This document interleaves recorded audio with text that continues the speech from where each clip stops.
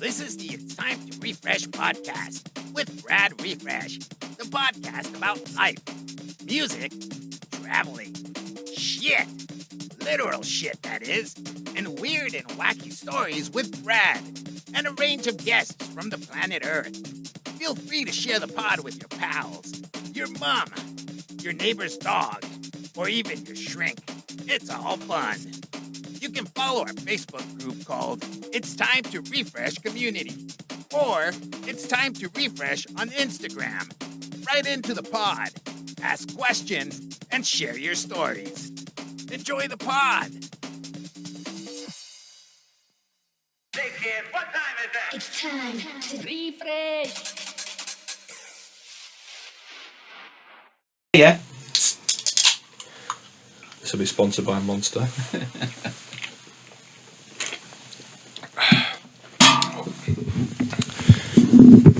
Back again with another podcast. This is episode 50, the Big 50. That's what you're on. Yeah. Of the It's Time to Refresh podcast. You know the usual shit by now. We're aware. We've gone today. We've got Timmy Coop, one half of the Clayheads. Sorry. Yeah.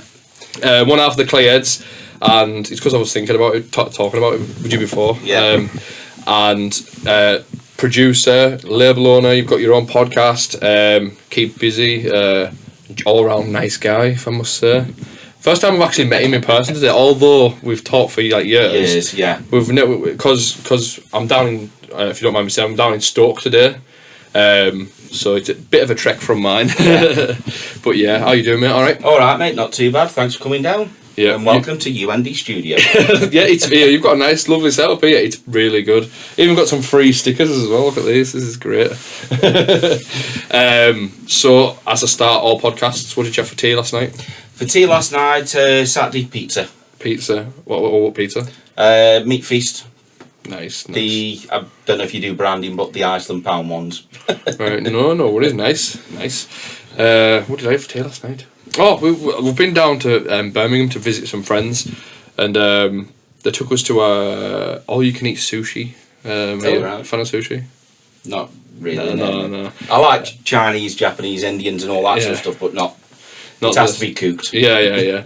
So it was really good. I've never been to an all-you-can-eat sushi place before, so it's it was a bit different. Obviously we go to all-you-can-eat buffets with like Chinese food, and that's just nice, isn't it? Yeah. Come out and you can't move. Yeah. It's class.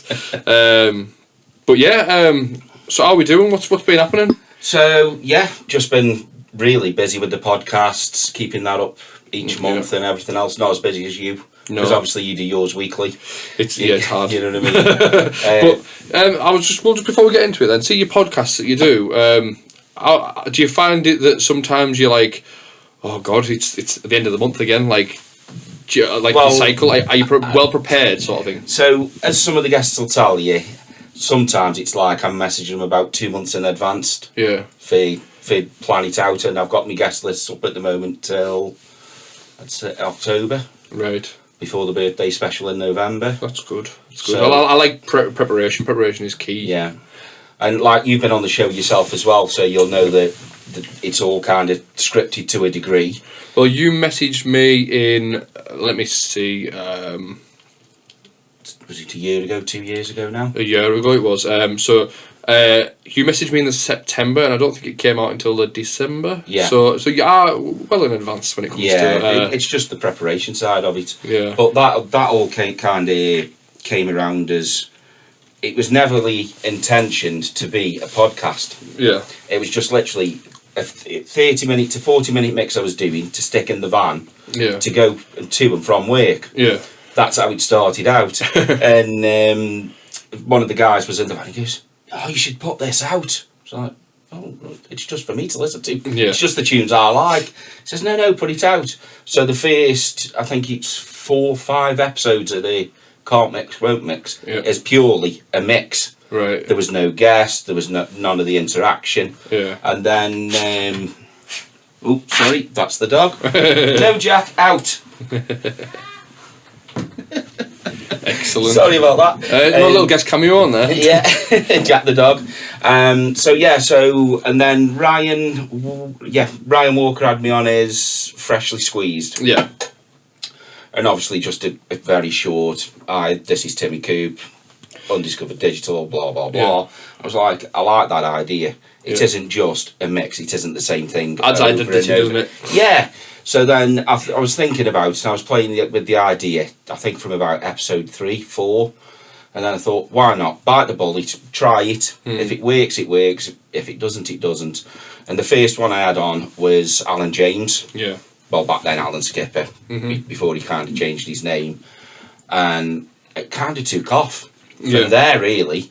And then I had Craig on from Unit Division. Yeah. Then Eggman, then it just...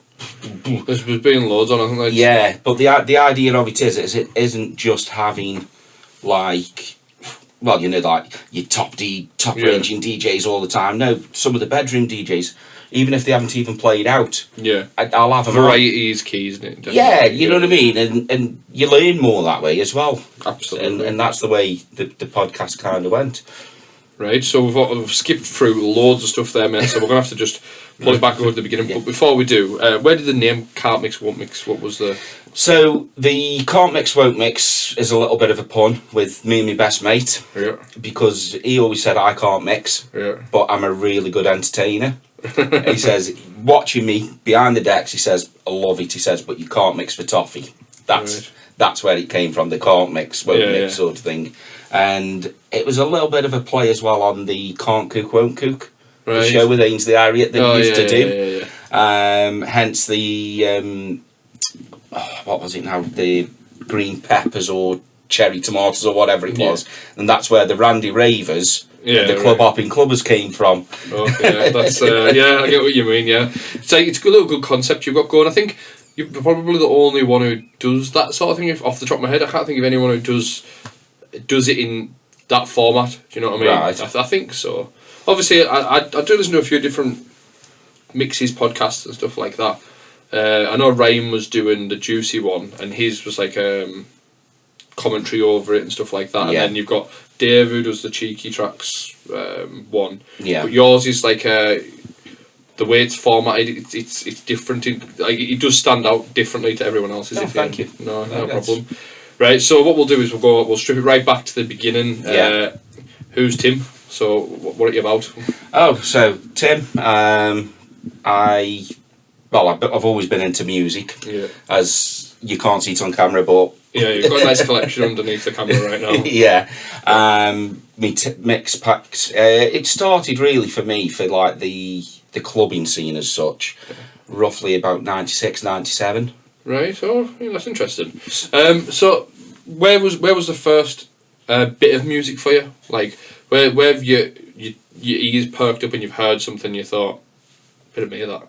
Like, so my very first record, it's going to sound daft, but bear in mind I was a mobile DJ. Right. Okay. So, the very first record I ever owned was Itsy Bitsy Teeny Weeny Yellow Polka Dot Bikini by Bombarella. Oh, great. That's fantastic. And it's even dated as well, 25th of the 8th, 1990. Yep, so I'd be about 10 on that. Excellent. No, actually I'd be 9 coming up for 10. Excellent, mate. And I absolutely caned that. It's a banger. I'm glad that you had that sit there prepared. That's where it lives. It's just what's it. But no, that is class. That was my very first record, and listening back to it, I was like, not just Timmy Mallet. I was a big, obviously back then everybody liked Timmy Mallet, but it was like the percussion in it and 1, 2, 3. Very energetic. There's just that little bit of a, but you'd probably class now as early Euro pop. Yeah. Do you know what I mean? That Euro kind of dance to it, but it was. So that was your first introduction to like where you genuinely showed interest in music. Yes, Okay. And then. So where did you discover that tune? So that was given to me as a gift by my stepmom. Yeah, but had you heard the tune before? It was on the radio. It was like one of the top of the pops. Top of the pop sort of thing. And then she brought me that, but I didn't really take note musically to it until I was listening to it on that, because it was like, especially it was mine, it was the first one sort of thing. So as times went on, you've discovered sort of dance music and stuff. Where so that one, actually started, I'd say about 95-ish when the happy hardcore scene was out. Yeah. A good friend of mine, Jay, he kind of, it all started as a bit of a prank, to be fair. Yeah. He used an Amiga, Right. and he produced his own tracks, and he put them on a tape, and he called it P Rank, DJ Frank, Yeah. Paul Rank. And he gave me the tape one weekend, and I was listening to it. I was like, oh, this is banging, this is. Yeah. Like, you know what I mean? Was it good, like the stuff? Oh, yeah, it was good at the time. Yeah. And I was like, oh, yeah. And he played it. He played the prank on a bit more, like, and said, yeah, I know this, Paul, and blah, blah, blah. Yeah. And then when I found out what he'd actually done, I was like, oh, okay, show me how to do it. Yeah. And it was on the Amiga, a program called Optimed. Yeah. And a lot of doors these days, as DJs will know and producers will know, is they kind of run that way, like left to right. I have seen it at Acromed as well. It's the one that runs down and it's got the... Yeah, and it just triggers. I think Yeah. you've got about eight tracks, and that's it. There's no kind of stuff. So that's where it kind of all started from a production point of view. Yeah. And then obviously the mix packs, listening to the happy hardcore. So was happy hardcore the first discovery of like the hard dance sort of stuff? Yeah. So round this area stuff, you'd have been pretty central to a lot of things. Yeah. Really, like you've got Manchester just a bit north. You got, as I say, you got Birmingham stuff to the south. There seems to be you're right on the motorway where you can probably go to all these raves and stuff. Yeah. So back then though, we had locally we had a place called Shelley's, Kinetic, all that sort of stuff. Time and Space. But obviously in '95 I'd only be about 15, so I couldn't actually get in unless certain people were on the door. Yeah, I know what you mean. Yeah. So we kind of used to go what they called nappy nights back then. So the under 18 discos. Yeah. So Time and Space, they used to have people come in, Vibes and Lively, all that sort of stuff as a showcase. And I used to go there, and I used to just love it. Used to love it, yeah. Absolutely, that's fantastic, man. I love that. So you sort of mid to late 90s now. You've been to you've seen Vibes and Lively. When you seen that, is that what you thought? I want to do that. Well, I actually wanted to be an MC. Right. Okay. I did not want to be a DJ at all. It was like, yeah, I'll be a MC Tim. Yeah, the guy at the front, just like giving it the front man, big bollocks. You know what I mean? Yeah, look at me, I'm awesome. But no, I couldn't rap. Fantastic. And we started off with the early days of BPM with Rockin' Russ. Right. Going round all the scout huts, all that sort of stuff. Right. So there was my mate Quicks. Yeah. He was the DJ. I was the MC. Okay. Well, what we thought at the time, you know what I mean? And we always used to go on kind of last once everybody had been on and just do a bit. Just do a bit sort of thing. And then from there, Rockin' Russ just carried on with BPM and doing what he did. Quicks went on for doing whatever he did. And I was like, oh, okay, I'm not a very good MC.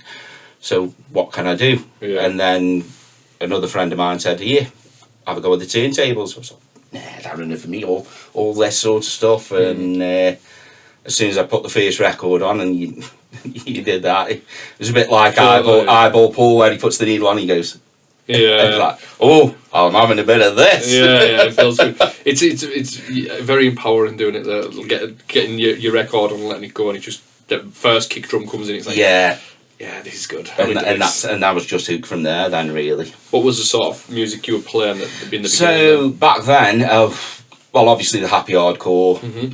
I was. When you say happy hardcore, what sort of stuff were you playing though? Were you playing the more the harder stuff, or were you playing the more like cheesier stuff? Cheesier stuff. Yeah. Sort of like styles, Force and Styles. Yeah, Cortex, Power of Love, all that sort of stuff. Even to like Breeze, Jump a Little Higher, and you know what I mean. You can sort of get a vibe of what you're going for. It's what you do in today's music, but back then, like just a bit slower for us older folks. yeah. So going forward, then are you making tapes for gigs or anything like that? So what I did from there then is did a couple of local gigs, pubs, clubs, that were trying to just get that kind of vibe. And then I got the opportunity to do mobile discos. Yeah. Which I took on, and I was like, right, okay, I could make a lot more money doing that. Yeah. I was like, people are paying me to play music. Yeah. Yeah, I know exactly what you mean. It's like it's one of them. It's like there's a bigger market for a mobile DJ. Yeah. Like weddings, christenings, 18th, 21st, 40th, etc. Yeah. And it's like, yeah, it's go like try and get a gig at a rave for an hour, or go and play a bar mitzvah for the whole night and get you know what I mean? Exactly. Yeah. And as well the variety of music when you're being a mobile DJ, because one minute you could be playing the Cha Cha Slide, and next minute you could be playing Milk Inc. You know what I mean, or Ultra Beat or something like that. So when I was younger, I think I was about it was before my first gig, so it must have been about 11, 12. I used to go with my uncle. He was a mobile jock, and then I'd do bits and bobs. It's like nothing much in particular. Yeah. But like it was my first experience of sort of picking tunes to people to dance to, and at first as a young sort of 12-year-old, I was like, I play what I want to play, sort of thing, and like people are asking for tunes, and you've just got to learn to sometimes say no to people, and like it's like for instance, I was DJing at 18th, and all the younger ones wanted like the dance music and that. Yeah. But then her mum was coming over, and her grandma was like, "We want Dancing Queen," and it's like, it's you've got to get that balance right. You've got to get the balance right, absolutely. And as a 12, 13-year-old, I didn't know much, to be honest. It was only when the similar thing which I would describe is like being a pub jock. Like I was in the local like club playing the same style of music, essentially not as more that way, but it was more like club mixes and. As I say, your ABBA and stuff like that. You didn't do the generic Christmas thing, like the Christmas wedding thing. So like, you didn't do the cha-cha slide like we were saying about. It was more like, just keep them in. That's the thing with bars and pubs. Do you think it really educates you as a DJ? Yeah, like, it does. Helps on the rave scene as well. It's sort of like it teaches you to read the dance floor. Yeah, that's absolutely. the main thing. It's sort of like you can get a group of people in 1 week. They're into like house or whatever, so you're playing that for them to keep them in to pay your bills. Yeah. If you're doing the pub sort of side of it. Yeah. Or if like the week after you're doing your Auntie Jane's 40th. Yeah. You know what I mean? It's a complete different clientele, and you will get that where people come up and ask for Cliff Richards or whatever, and you'll be like, yeah, no problem. Just let me finish this and I'll play it you in a bit. Don't worry, I will play it you. Yeah. And then they'll come up, why aren't you putting my song on? But you've got your dance floor full. And you know as soon as you play it, you're gonna kill your dance floor. Yeah. So then it's just like, right, time for the buffet. I'll play it. Clear the dance floor, let them have their fun. Yeah. And then do it that way. Excellent, You know what I mean? And that's the side of that. But going back to reading the crowd on the dance floor then, it just gives you that skill.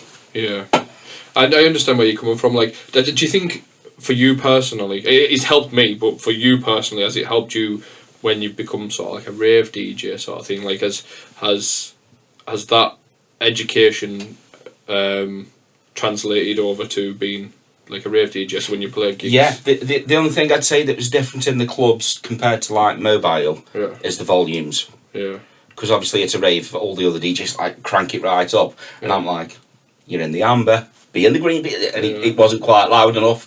So it's just about just getting that volume right more than anything. Yeah, I always find as well, like with DJing like clubs, and there's DJ on before you, DJ on after you.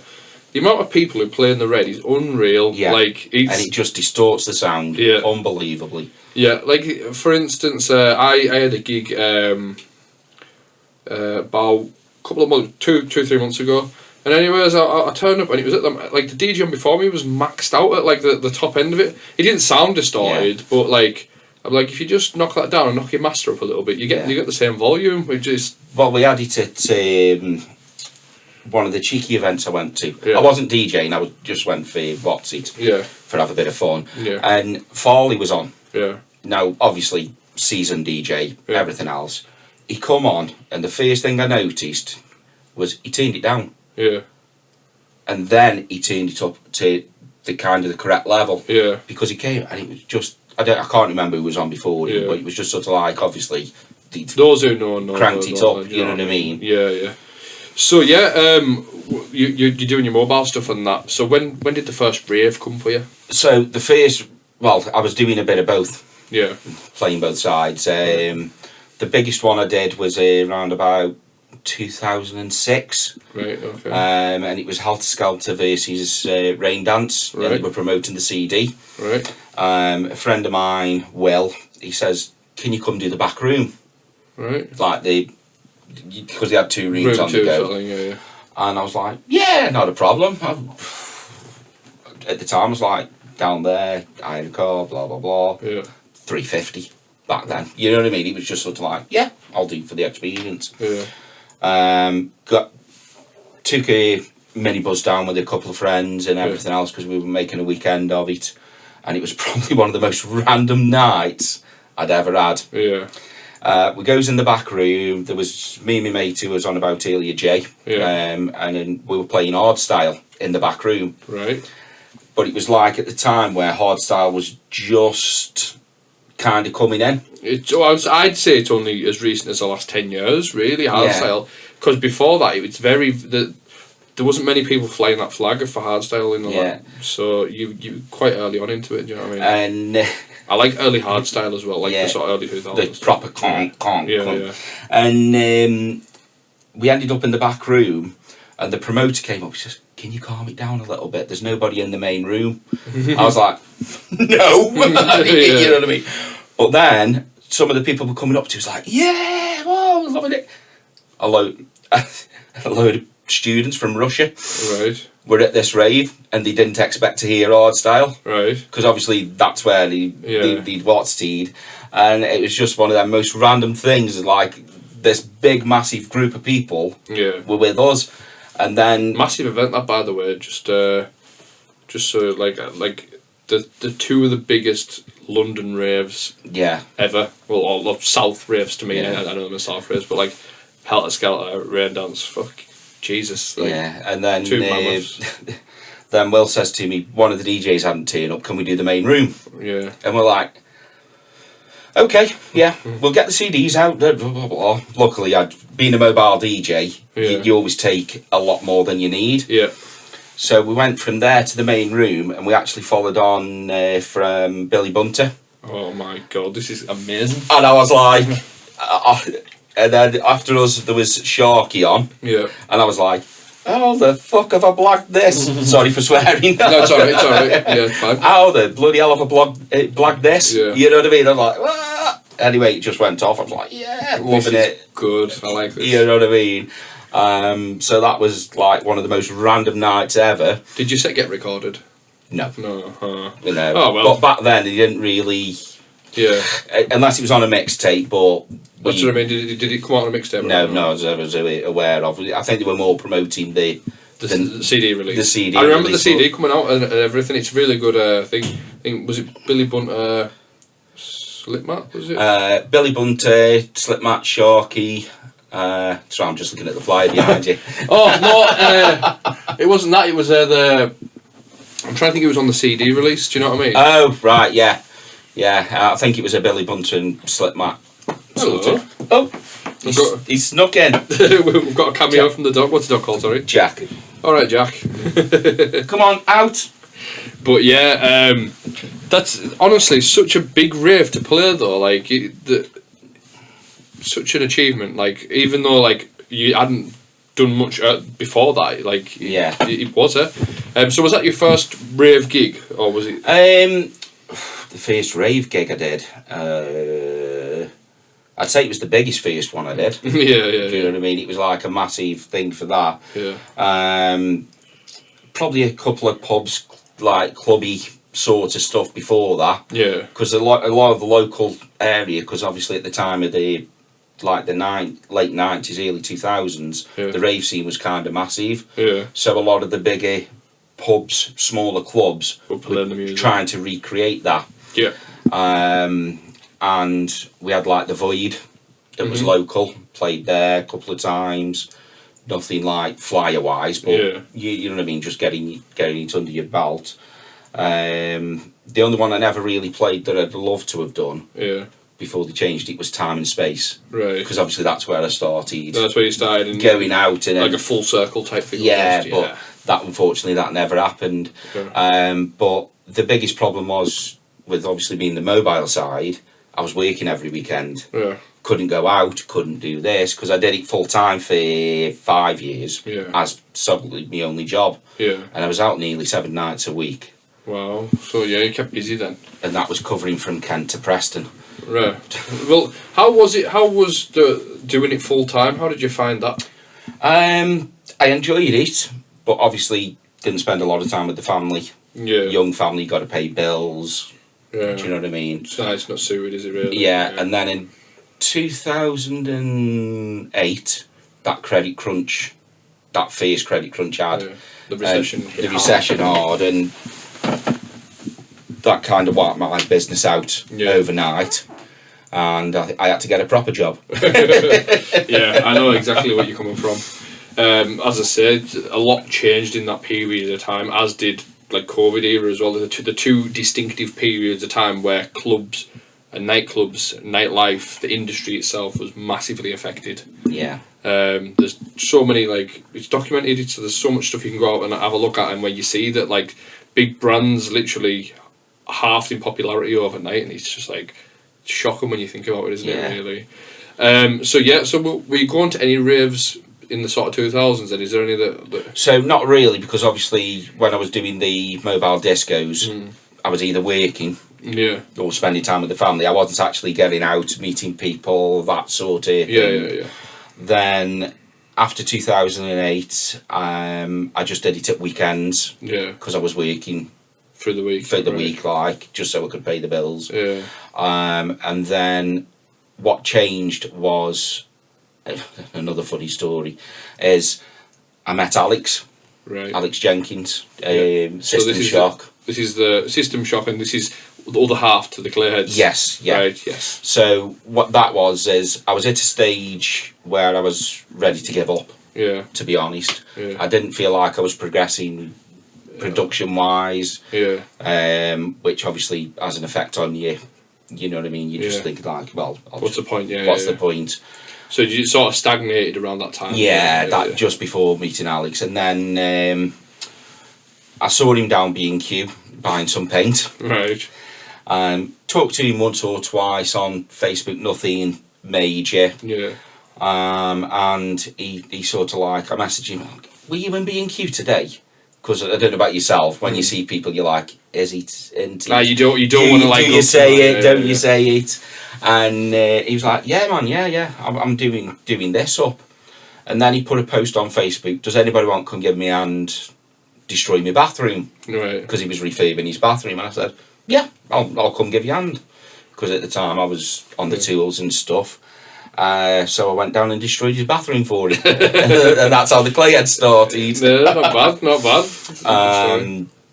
I just started the Undiscovered Digital, the label, before that sort of meeting Alex.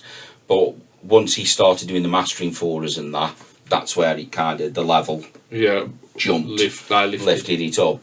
And I've learned so much from him music production wise, it's unreal. Right. So what was we're talking about your music production now. What was your first release? So my first release was with 32-bit records. Brian's Brain Went Dark, and that was under the guise of Loops to Fruit.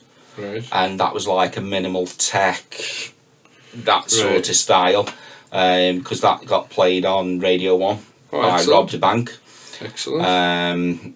Which was before all this what's introducing now and all that sort of stuff. That was, like I say, that was around about 2006ish. Right. So that was but music production from from when Jay showed me that Octamed. Right. And then it progressed from there. Then obviously I think like everybody back in the day had the dodgy copy of FL Studio 3, which was Fruity Loops back then. The blocks, started off on Fruity Loops 3 and then just kind of progressed up to there. But didn't really know about EQing, didn't know about compression. Yeah. Did the thing of, I've got 4 beats of kick and a... Yeah. I had to... I'm a producer. Yeah, I know no, exactly what no, you're not. But yeah, so then obviously you met Alex and stuff like that. Was the Clayheads instantly a thing, or...? No, it wasn't actually. It was the first couple of times I went to him so he could kind of... Not ghost produce, because I did the bulk of it. But he just made them sparkle, give them that finesse, that sort of... He actually EQ'd it. Yeah, he actually used an EQ. And then we kind of hit it off as well. Yeah. It wasn't just a case of, can you do this for me, blah, blah. We hit it off. We'd be in the studio and I'd be like, just do... and he'd be like, he'd be already kind of doing it, and vice versa. Yeah. So we worked well together that way. We had a release on Cheeky Tracks, Dave's label. Yeah. Satisfied and Shameless. Yeah. They were the first two we released, and they were like the pre-Clayhead tracks. Yeah. And then after that, we were like, System Shock and Timmy Coop's a bit of a mouthful. Yeah. What can we call ourselves? And with us living opposite ends of Stoke-on-Trent from each other. Yeah. A local term for a Stokey is a Clayhead. Right. So we're like, right, okay, Clayheads. Right. Let's call ourselves the Clayheads. And, makes sense. And that's how that kind of came around. Yeah. And then obviously without people like Ryan Walker and Juicy pushing new artists and stuff like that. Yeah. You know what I mean? Even the Timmy Coop and the Clayhead stuff he was kind of pushing. Yeah. You know what I mean? And then such lovely people him and that. Yeah. You know what I mean? I've yet to meet Ryan, but as I say, we've talked like me and yourself. We've talked online and we've chatted, and because he lives down in Nottingham. Yeah. He was meant to come on the pod, but it fell the same day as Dave's birthday. Right. Yeah. So it didn't work out properly. But yeah, he's coming on the pod as well. Shout out to Ryan as well. He seems like such a lovely guy as well. Like he seems like he. Do you know when some people are just on your wavelength? I've got a lot of time for Ryan. Like he just wants what's best for the music, right? Yeah. Like there's no intentions for himself or anything. It's just genuinely, and there is quite a few people out there like that in the scene. He's got quite a good taste in music as well. Yeah, he has. Like when I hear some of his mixes, I'm just like. Yeah. Well, it's like Dave with Cheeky. Yeah. He puts a lot of new artists out, and like the Clayheads for a start.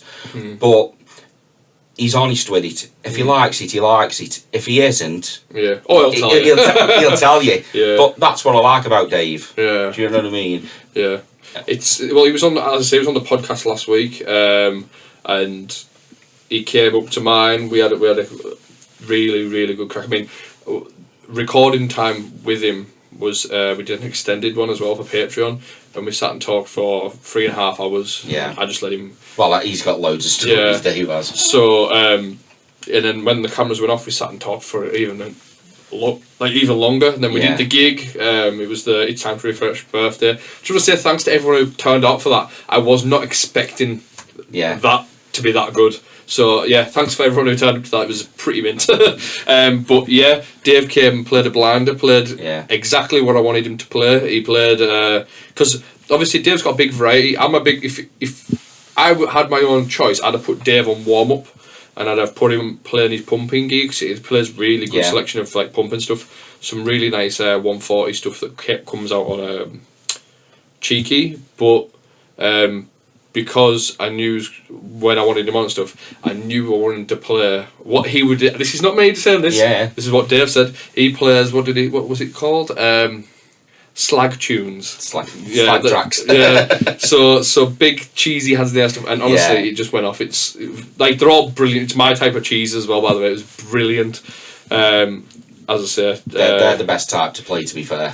But yeah, we went for some food and that as well, so it was a really good thing just to listen to him talk. Because he's always got something about. Like, if you could ask him, what's your favourite cheese, and then he'd go into like a big story of why he likes it, and it's like, at least I know he's passionate about it. Yeah. You know what I mean? Yeah. But so with Dave, I think if you sent him one of your tracks, he would be like, I'll take that. That's a bit of me. That I is. like that. Yeah. Or if he doesn't, it's not for him. Yeah, and as well, if it's something that's close to being for him, he'll say, listen, if you just tweak this, yeah, if you tweak that, yeah. I like that. Like, as I said, the amount of people who just go, nah, shade. Like, it's like, but is it though? It's like, it's only like a little smidgen away from being what you want. Yeah. Yeah. So yeah, I respect Dave for like that. As Ryan seems to have a brilliant taste as well. I even listened to Ryan's tech house mixes that he puts up there, and I'm not like a huge fan of tech house. I do like it, but it's not something I listen to all the time. And when I put his on, I'm like, this is good. With music, for me, I either like it. Yeah, or I don't. No matter what the style is. Yeah. I hate genre defining and stuff. Yeah. But I feel like you have to do it sometimes because like, let's just say I'm playing like a bit of, I don't know, say hard house or tech or something like that, and it's like people will go, I don't like tech, and it's like, no, well, you can't like the whole genre as a whole. There's bound to be tunes that you like. Yeah. Do you know what I mean? Or bounce. I don't like bounce music. It's chavvy, and it's like, but there's bound to be tunes individually you like. Yeah. You can't just do something as a whole. I don't like this pigeonholing. I like multi-genre. It's the perfect rave for multi-genre, I think. Well, going back to like the mobile stuff, Yeah. you'd get people coming up to you. Put I'll say hard style, say for an example, but it could be any genre. Put hard style on. I love hard style. There's no better music than hard style. Hard style will be there forever, and that's the attitude they come up with you, and you're like, yes, mate, I've heard this before 1,000 times, but you don't say it like that, obviously. And he's still like, yeah, I'll put your bit on in a bit. No worries, no worries. And then you put it on, it clears your dance floor, and they're the only ones stomping away. And 9 times out of 10 they'll walk off. Yeah. So, last weekend again, just what this girl come up she took a picture on Snapchat and put it on in the writing, miracle. So it gets played, right? And she's off to the toilet, and it's like, and come back and she's like, miracle. It's like, we've just played it. Just played it. Just played a version done that of it multiple times. By the way, I've just spotted this. I'm going to point this out on the camera. Look at this. This is good. A bit of Elton John. I like that. What's your favourite? What's it? Oh, what's your favourite Elton John tune? Favourite Elton John tune? I'd say "I'm Still Standing." Not a bad choice. I like Tiny Dancer. Yeah. But I like the original. They did the one for, what's the movie called where they're on the bus? You know what I'm on about, don't you? He's a young journalist, and it's set in the 60s, and they take him. Almost Famous, I think it's called. I don't know that one. Well, it was featured on that, and I like the energy of "I'm Still Standing." It's just got that. Yeah. Also, as well, if we're going a complete other direction, I like the blues. Oh yeah. It's a good tune. That, I mean, it's not something I would listen to with people, but no. My Spotify account is 36 hours at the minute. Yeah. And it's got everything from blues, jazz, funk, rock, pop. I'm like, my taste is so broad that a lot of people are shocked when they're with me. So it's like, for instance, when I picked, do you know when you like people's?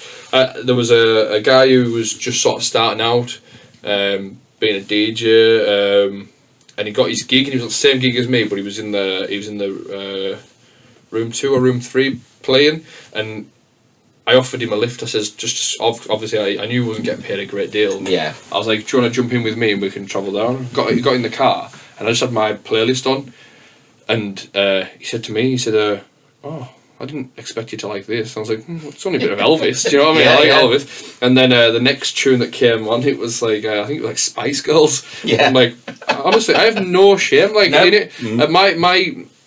My music taste is so broad that, like, and by the end of the journey, they're like, I feel like I've been on a massive journey here. It's like, yeah. Well, that's the idea, yeah. Yeah, like, there is bits of bounce and hard house on my playlist and stuff like that as well, but music's the spice of life, isn't it? Yeah, like, definitely. So when it comes to cheesy tunes, what's your favourite cheesy tune ever? Favourite cheesy tune ever? I know it's not Cha Cha Slide and all that. No, yeah, because of overplaying it.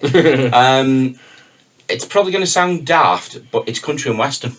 Yeah. Yeah, Battle of New Orleans, that's me Right. Favourite I've cheesy kind of track. But that's more from like the influences of growing up with my dad and my stepmom when we used to go with. Well, they were massive into the country and western, so it was one of them songs that were.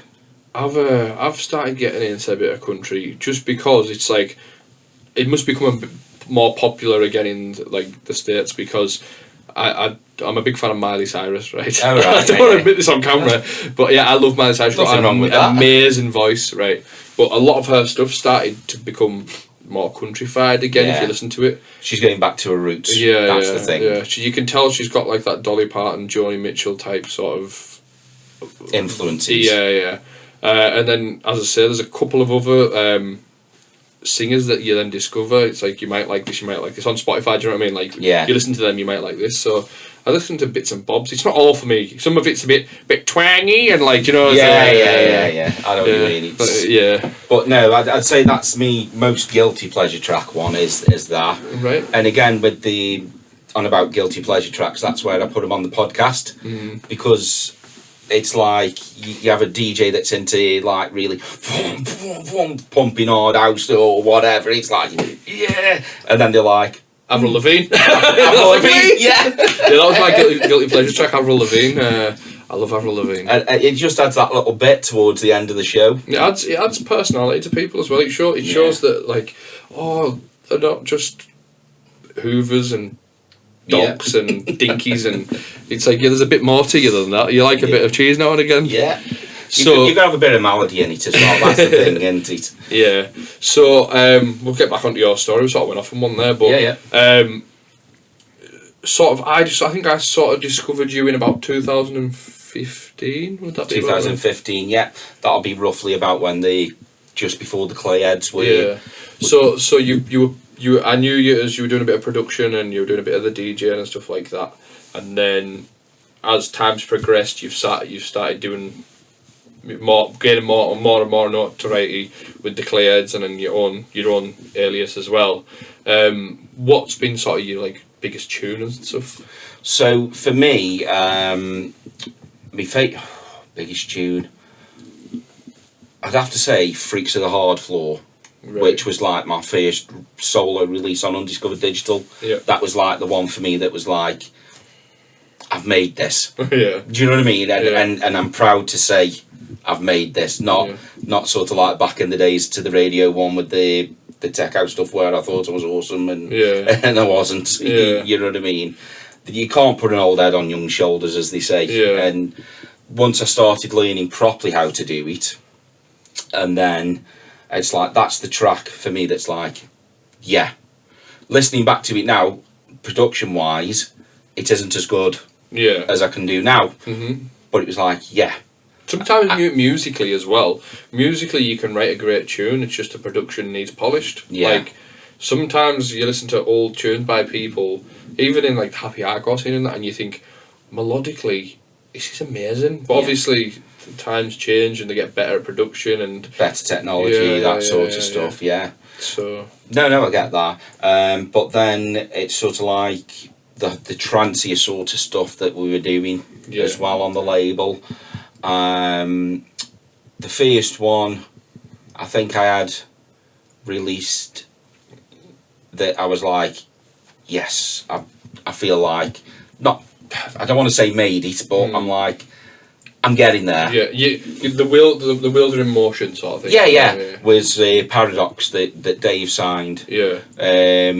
I did the production work on it, did everything else, took it to Alex for mastering and a decent mix down and master, and it was sort of like, When was that released? About just before COVID, so about 3 years ago. Yeah. That one. So when was your sort of first gig as the Clayheads? So the first gig as Clayheads was actually the Cheeky Tracks one at Sub 101. Yeah. That we Manchester, did. Manchester one, yeah. That was the first time we'd actually played out as the Clayheads. How was it? It was nerve-wracking. Because I hadn't actually played in a club for a very long time with doing the mobile side, so it was that. So for the preparation for that, I was chatting to John for a while, John Hemming. Oh yeah. Just generally chatting away, not what's the team. And I said to him, look, John, I'm not being funny. Is there any chance we can come down, have a go on your system, because I've never played on a set of Pioneers. Right. Because when I used to go out and that, it was either vinyl or the CDs with the Denon. Yeah, the rack mounts. The rack mounts. Yeah. That were, at the time when they came out, they were the club standard because Pioneer weren't. Yeah. They weren't where the same sort of level. Yeah, I think it was when the rack mounts were around. So I remember them being in Fusion in the club up by my way, and they had rack mounts with the small wheel on there. Then. Yeah, and the MIDI, not MIDI, the small cards you could put into them, and I'm trying to think. So at the time, I think it was a CDJ 100s. And then I think that the 1000s maybe just came out as well. Yeah, so like, and then Pioneer after that, that's when they called sort of like, right, we're going to be the club standard. Yeah, know what I mean?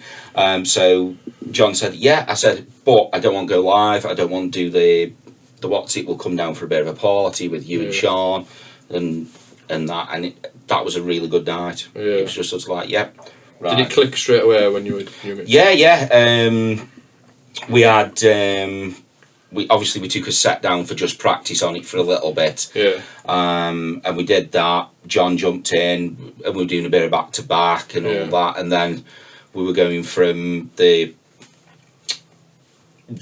controller to vinyl, from the vinyl to controller, mixing like that as well. Yeah. And it was. It was good. It was a good night. Yeah. So how did your set go on the night then? It was really good. Yeah. Obviously it was bounce, with it being the Clayhead sort of stuff on it. It's a hard house night. Yeah. Me and Alex have discussed this loads of times since, and we think it was perceived good. Yeah. Some of them just went straight to the smoking area. Yeah. Because obviously in the hard house scene, it's like it's hard house all bounce. Yeah. But then, so people need to open their minds up. For me, if I was at, for instance, I was in a club playing for Sanctuary about 4 months ago now, and halfway through, it was Shiv and Bon Lee. Shout to them as well. It was really good. So I was in there, and then I went down with one of my mates, and the next minute they dropped the track in, and it was Happy Hardcore at Bounce Night. Yeah. And it went off. Yeah. Like, just as a change for something, it was like very... I know obviously went back to Bounce and you have to build that momentum back up again. But for that period it was on, Jesus, like, it was just something different. And it's like, a lot of people, as you said, would go to the smoking area, and they did. But for somebody who just enjoys music, I think it's such like it needs to be embraced. But the ones that kind of stayed on the floor and that loved it, absolutely loved it. Anto came down. Yeah. From he's at one of the Shed DJs. He came down. He's from up my way, isn't like up there. Is it Preston or something like that? I don't know exactly where he's from. Yeah. But he came down. It's north from here, isn't it? Yeah. First time I met him, and he was like, "Oh, I'm glad you guys are playing." Yeah. I was like, "Oh, okay." But that goes back to the on about going clubbing and stuff, and enjoying it from a clubber's point of view rather than a DJ's point of view. First time I went to gig, and not a gig, sorry, an event, and I'm walking around just enjoying myself, and somebody goes, "Are you Timmy Coop?" I was like, "Do I owe you money?" Yeah, because I'd never had that before. Yeah. People recognising you or talking to you sort of thing, and wanting to take selfies. Yeah. And it's sort of like, okay, I'm a little bit out of my comfort zone here, but I'll roll with it. Yeah, it's not a bad thing, is it, getting recognised? No, it's not. It shows that you're doing something right. Yeah. Or somebody's talking about you at least. You might be doing something completely wrong, but would they want a selfie with you? Probably not. There you go. So you're obviously doing something right. We'll get on to the sort of COVID stuff as well, if that's okay. Yeah. Because I wanted to say, before COVID, then after COVID, I think your production really shone through. Like it changed during that time. Were you subconsciously working more on production or anything like that? So before COVID struck, I think it was about 2 or 3 months before I gave up mobile discos. Right. I said, right, that's enough. I've been doing it for 20 odd years. Yeah. It's time to get my weekends back. If I want to go clubbing, I can go clubbing. I can just enjoy life a bit more. Yeah. Job wise was a lot more stable, so the money was paying the bills. Yeah. And I thought to myself, well, them 8 hours I'd be spending on a Saturday night, Yeah. I'll spend in the studio. I'll start learning more, everything else. So do you think you improved over that period of time then? I think we're all improving, Yeah. production wise. I think yours was like noticeably like you went from you were doing good stuff, but it was the stuff you started putting out after that. It sounded more polished up, and it sounded. I started EQing.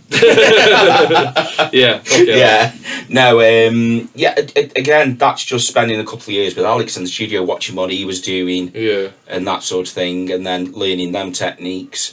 When we went to Charlie's studio, Charlie Goddard, Yeah. watching what he was doing, spending time with Dave Jackson in his studio, again, just watching and learning. And recently, I've even kind of had some lessons with Dave on one-to-one basis, just to try and push my game up just that little bit more. It's good, isn't it, with Dave, because we always go for nice food whenever I went. Did you do that? Did you do that with him? Go for nice food? We should have done, but he had to cancel when we should have gone for food. Oh, right, okay. Because we were going to go Wagamama's, and I'd never been a Wagamama's. Okay. So, Dave, you owe me a Wagamama's.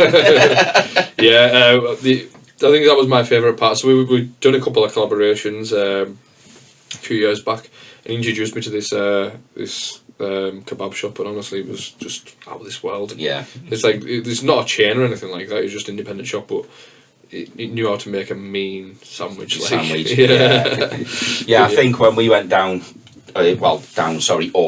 It was at the one in Leeds, the Glam Zoo studio. Oh, I've been to the Glam Zoo one as well. That's all right in there, isn't it? Yeah. It's not there anymore now, is it? No, they've moved again, I think. Yeah. But when we went there, it was just literally the local petrol station, a couple of sandwiches, quick back in, and then cracked on with it. Yeah. So the Glam Zoo / Tidy studio, it was a nice little setup they had in there. Did you do a poo in the toilet? I did not do a poo in the toilet. No, it's quite a famous thing, isn't it? Yeah. I went in and I did one in the right hand cubicle, I believe. so there you go. I did go into the toilet, but I didn't do the poo like. But and I think I worked with Dave when he used to.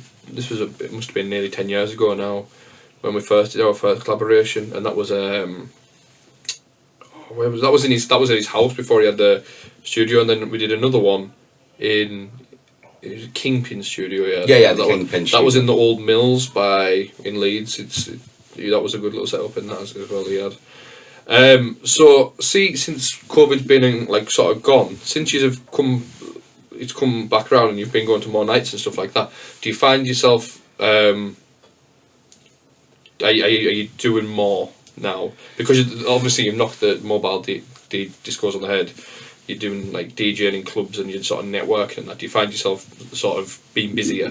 From a point of view of production, yeah. Yeah. The podcasts I try to do monthly. Yeah. All depending on the guests, if you know what I mean, because life's life. I didn't set the podcasts up for it comes out on this. It's got to be fun. Yeah, it's got to be fun.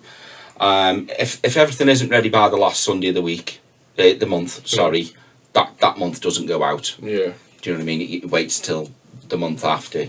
But being busy wise, I do some DJ schooling for some local DJs that want to up their game, as in beat matching, that sort of stuff, because there is different styles of DJing, as you know, but when you're a mobile DJ, your first thing you usually do is just bump. Yeah. You don't actually mix. Yeah, there's no beat matching or anything. Yeah, so I'm doing that with them, and as well the talking, communicating to a crowd, mic work, that sort of stuff. Yeah. So yeah, it's been busy. Excellent. Is there a big market for that, do you think? I do some for younger people as well. Yeah. And there's a big market for that. Yeah. Mobile DJs, if they want to up the game, then yeah. Excellent. Get on to them if you are. If you're in the Stoke area. But as well, when they come a lot of mobile DJs are laptop based. Yeah.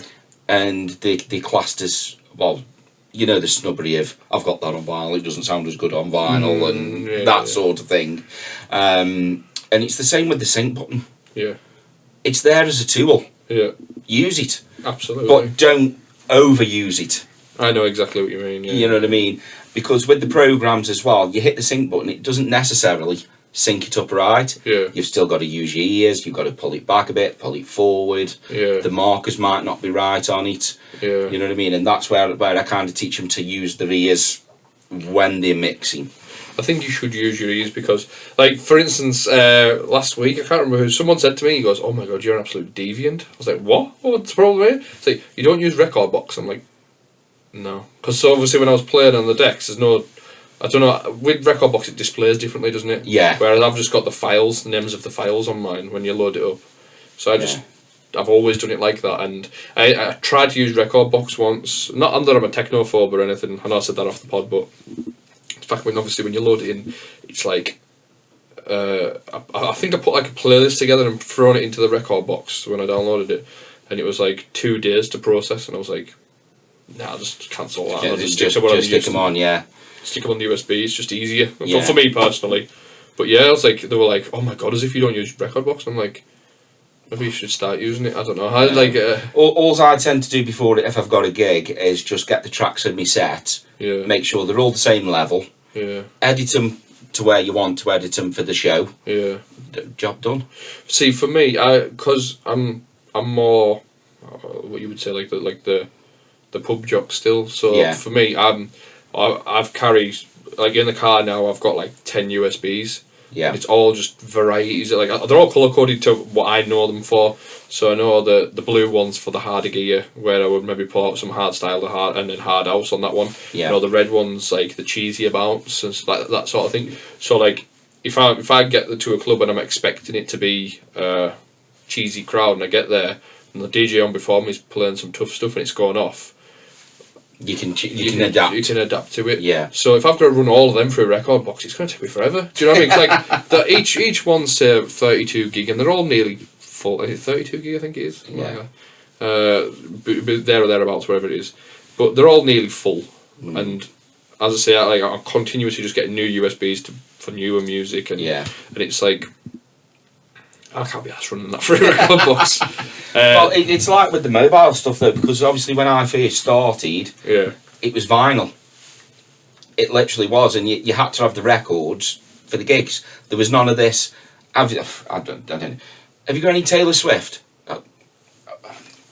No, I haven't. Sorry. You know what I mean? It was just literally you had what you had, and then it went to CD, which made it a little bit easier. Yeah. Because you could get the albums, you could get the mix CDs, everything else. You'd play them, and then when it went to digital, what a godsend! It is. Me back. I got a bit bigger because I wasn't doing all the lifting. But I remember a few years back, and I've started noticing now a lot of wedding jocks and stuff like that. I'll go to a christening and that. They're sitting there with a set of Pioneers. Yeah. Like, because it's so easy now. Yeah. To just stick that there, USBs in, and you're away. Or your laptop in, and then you're away. But what a lot of them do as well is they use auto mix. Right. So they'll drag about 12 tracks over, play, let the program do the thing for themselves, do it for them, and then just go, and that isn't mobile DJing to me. That is right. I'm not telling you lies right now. This is 100% truth. I'm gonna have to maybe tell it in a way that's not descriptive towards somebody, because they could get offended by this, and I know the people watch it. So me and Dave turned up to a gig last week, and there was a private function on beforehand. Yeah. We went in, and in the club they've got the set of CDJs and that, the 3000s, but they were to one side. And in the DJ booth, they had 2 mobile phones and a mixer, and they were playing from mobile phone to mobile phone. I'm not going to tell you the figure because it's a thing, but it was overpriced DJ. I can tell you now. Yeah. For what it was, but honestly, I was just amazed by it. Like the mixing from one phone to another on a mixer, and I was just like, wow, this is and for what they were charging, wow. Yeah. Well, when I first started off with Jay, my mate, I think it'd be about 14 at the time. We saved up, and I think we paid about 35 quid for this little mixer. It was only a little 2-channel thing. I don't even think it was a branded one, but it was like, yeah, we've got a mixer, and we put in 2 CD players that were the Walkman type. Put them in, and we got the bonkers CDs, and we were trying to mix the bonkers CDs, and like, you know what I mean? No pitch controller. No pitch controller, nothing. It was like, right, that track's simply like, and you even pressing play was like a second, delay, and you couldn't get them in, but it was just like, yeah. I remember when I was younger, I had vinyl first. I couldn't afford CDs. At the time, there was a big price difference because all the DJs were moving on to CDs, and I was sort of on the vinyl. Everyone was selling their collection, so I made a rather large collection of vinyl very cheaply. I'm talking thousands of records. My missus still gets on at me now because I get Discogs deliveries weekly. So, but yeah, I'm still a record collector. Anyways, I know that feeling because when we go away, even though I've got no turntables at the moment, if we see a charity shop or an old vinyl shop, exactly. It's like drawn to me.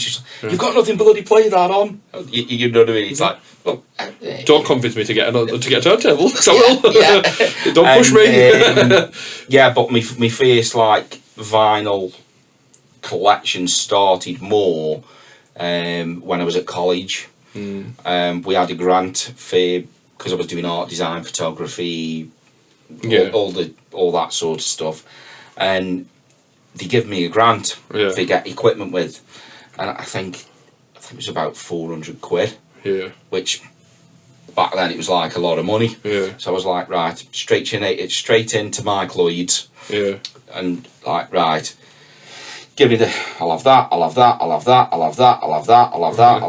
and I spent about 350 of it, this 400 quid on vinyl. Excellent.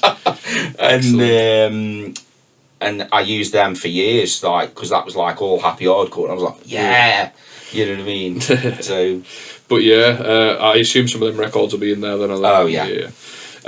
So everyone was on the sort of CD stuff, and I was on my vinyl quite happily.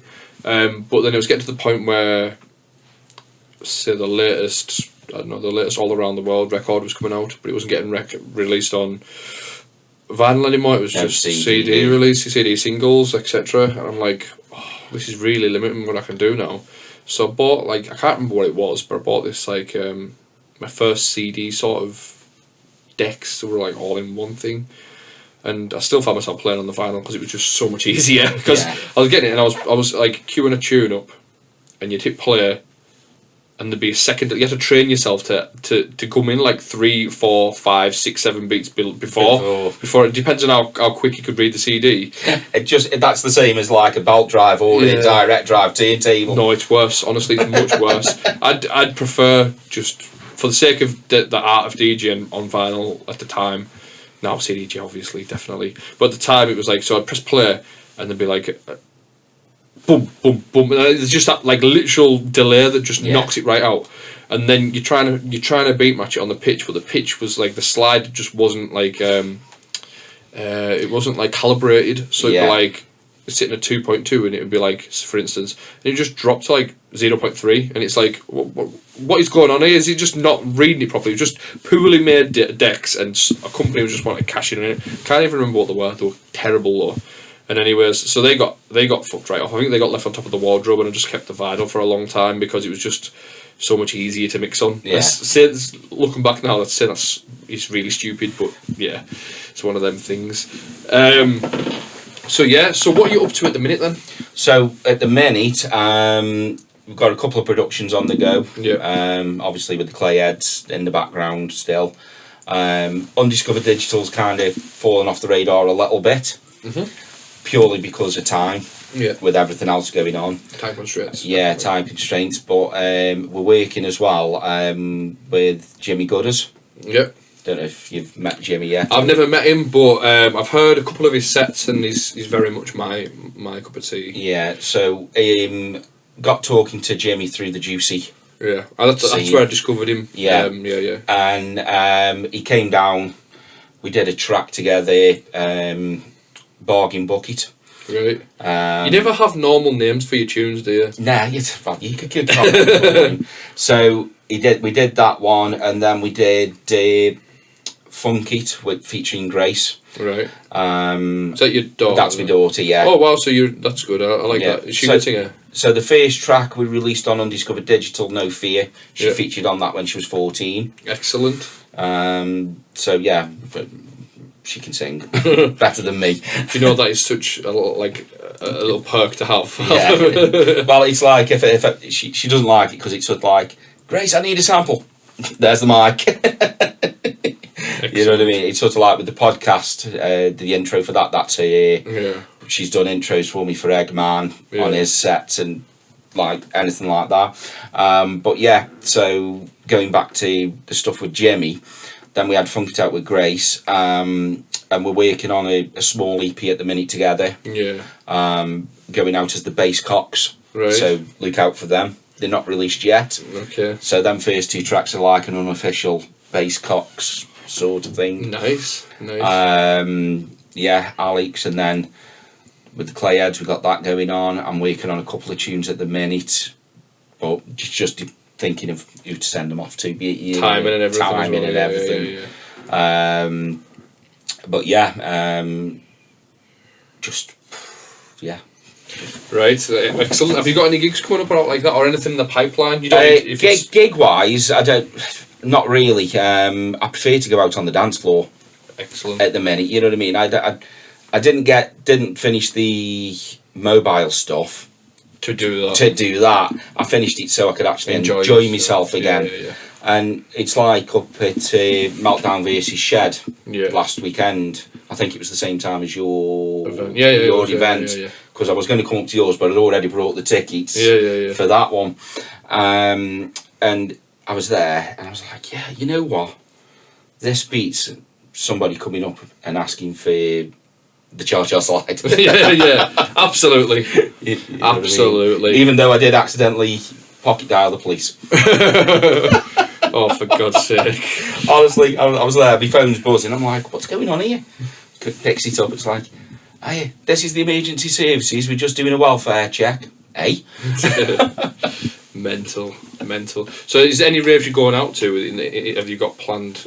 So the next one I think will be the Ben Puddy's birthday bash in Matlock. I don't know that. Ben Puddy, he goes juicy. He goes a lot of the events. He's quite a nice guy. Yeah. He's putting a birthday bash on. I think Dave's playing there as well, to be fair. Right. No. So that one, we'll be going that one. And then I've just got to clear it with the boss if I can go any more after that. yeah. I know the feeling. I'll say to her, I've got a gig, and she's like, another one. Right, where's it at? Because we make a weekend away of everything. Do you know what I mean? Like if it's because I'm out in the sticks, any gigs I usually get's probably out of. Do you know what I mean? It's always so I'm either on really early or really late. There's no in between. So So if say it's in, I don't know, Manchester, it's like, oh well, we'll go there for the night and whatnot. The one thing I will say about last week though is with it being a day rave because it started at 2 p.m. till 12. Felt a lot better. We need to normalise that, and I don't like the fact that a lot of younger people who's going to the raves don't like it. I love what say Tidy are doing, or even the Shed. Like doing it 2 p.m. is just it's good. I can go and enjoy myself, and I can be home for a decent time. And the next day you can get stuff done. Yeah, you know. I'm old, and I like practical. You're not old. No, but I've got an old, as I say, old head on me. I've got a. I don't know, I'm just practical, and do you know what I mean? Like, I don't want to be up till 7 a.m, And I'm like, oh my god, I'm only get 3 hours sleep here at the most. Do you know what I mean? Well, usually when we go raving, I'm the sober one. Yeah, I'm the sober. I'm saying yeah, so it's sort of like you go pick everybody up, you drive to the rave, you dance. Dad dance for about 10 hours, then you drive back, drop everybody off, and it's 5, 6 o'clock in the morning by the time you're coming in, and then you're just drained. You know what I mean? Yeah. But that's where the track Mr. Cooper came from, the one you released, Tent, as it was sort of like I'd be dancing away, and like I said, Lisa'd say you always look for a pair of hands in the air, at a rave, and it'd be sort of, what, yo mate, it looks like good stuff. I'm on the dance floor. yeah. It's a very, very random track that I like. I do like it. Very random. So what we'll do is we'll just sort of tie today up, mate, if that's all right. Yeah, mate, yeah. And I just want to ask you before you go, you told me you're a foodie off pod, so obviously if you've watched the episodes before, you'll know I asked them if you're about to get the electric chair because you're a clayhead, right? Yeah. What is your last meal? Starter, main, dessert. And beverage? So starter. You don't need to have one if you don't want one. If you just want No. So starter, it'd have to be a small pulled pork burger. Nice. But homemade pulled pork. Right. That I do myself. Okay. So you're about to get the actual chair, but like, hold on a minute, I want to use the kitchen. yeah, but it takes 24 hours. You got to delay it as much as you want. Okay, you know what I mean? Method in the madness. And then it's going to sound a bit sad, but like the southern fried chicken from a kebab shop.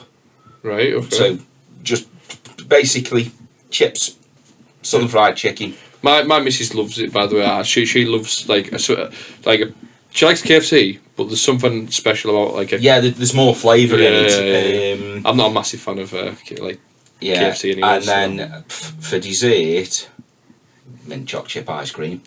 Nice. Anything with the mint choc chip ice cream, or just on its own? Just on its own, just simple. Nice. What drink are you gonna have with that to wash it down? Anything at all. So if it was going to be like my last one, that'd be a nice bottle of red. Okay. A mint choc chip ice cream, that go down well. With red wine. Right. Yeah, but mint will enhance the flavour of the red. Excellent, I suppose. Excellent, mate. I just want to say thanks for coming on today. No, thank you. Where can people find you?